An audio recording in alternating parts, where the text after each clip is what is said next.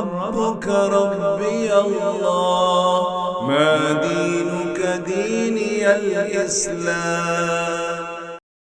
Assalamu alaikum. Welcome to Deen Matters Family Edition. We're still on the topic of love, but we're going to take a different detour. You see, as Muslims, we're supposed to love the Quran. But Dr. Slimi, maybe there are some families out there who aren't necessarily attached or love the Quran. What can we do? Bismillah ar-Rahman ar-Rahim, alhamdulillah, wassalatu wassalam ala Rasulillah. I turn the question to you and I say, could you love someone or something without knowing them or knowing that thing? It would be difficult. So first step is to know the Quran. The Quran is a book of guidance. Allah subhanahu wa ta'ala sent it to us to live a life where we can gain the pleasure of Allah and have an enjoyed experience. That's the ultimate goal of the Quran, to come closer to Allah subhanahu wa ta'ala. The Quran is a manual for life. If someone says, here is this book, it will make you a millionaire, and if you follow the words in it and follow the instructions and avoid things that you're supposed to avoid, you will become millionaire. You would read every single word every day. You would be interested in even understanding things that may sound like they need one or two more interpretations, and you would go for tafsir and ask, what does this word mean in this context? You would make the effort because it's going to make you a millionaire. Allah has given us a manual that will make us not only a millionaire, not only a billionaire or trillionaire, it will make us live in an eternal life of bliss, happy, with no pain, no disease, no bills to pay, no worries, and no fears. This is the Quran. It invites us. Wallahu yad'u ila dar salam. Allah says, I'm inviting you through this Quran to a life of peace. And this is very critical message to be conveyed to children at an early age. You take the Quran the same way it was revealed, piecemeal. It wasn't wholesale, came just one piece. And the Quran was meant to be digested. And things that need to be digested need to be dissected. And you take it section by section, step by step. Now, we're not talking about reading the Quran. You can also listen and get the reward, but you're strongly encouraged. But some people say, I can't learn. I'm 50, 60, 70. I can't. But you can still, my brother, my sister, listen to the Quran. Even if you don't understand it, you get the reward. Dr. Slimi, let's say someone's watching this right now and says, this is great, it's important, Quran is important, I know it, but it's tough to be motivated, it's hard to keep up. What do you do? Practically, you must have a plan.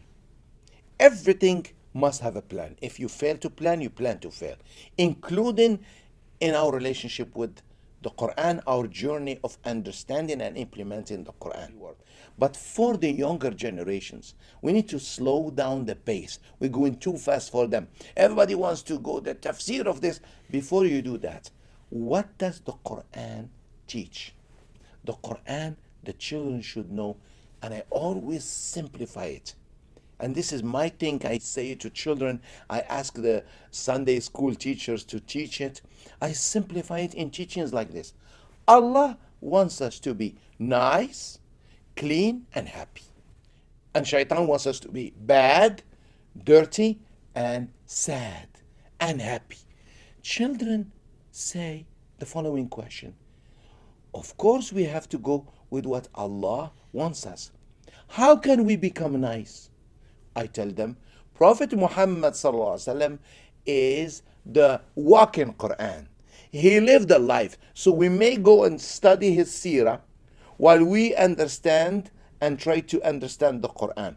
Learning about the Prophet is part of studying the Quran. How can we be clean? Then we teach them tahara. And Islam says, Tahuru shatrul iman. Half of your faith is cleanliness.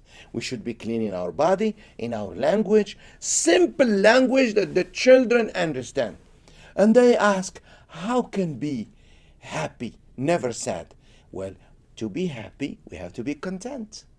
We should not complain if we don't have more than others. We teach them qana'a, contentment. Now, this is one way to teach children the Quran.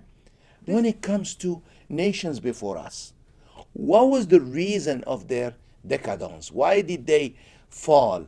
What was the reason? Why Allah subhanahu wa ta'ala gave us examples of nations? They were ruling the world and they fell. Because of arrogance. So don't be arrogant. Because of injustice. Don't be unjust. Because of disobeying Allah's command. Don't disobey Allah's command. This is how we need to read the Quran in a family environment. When children see these wrong things, they develop a good judgment. And when they develop good judgment, section by section, day by day, little by little, they build a good character. And that character is a character that can lead. That's a character that can do the right work. And believe me, unless we invest in these things, people want 20 minutes lecture or to solve their problems. No, this religion is lived. It's a manual. It's instructions. Some of us make it difficult because the language we speak is difficult. But at the end of the day, I speak a language a child can understand, an adult can be reminded, and a wise person can appreciate. Thank you, Dr. Slimi, for reminding us of how important it is to love the Quran in the family setting. Thank you for joining us here on Deen Matters Family Edition. Hit the subscribe button and talk to us. Let us know in the comments any questions or comments that you have. Until next time, Assalamu alaikum.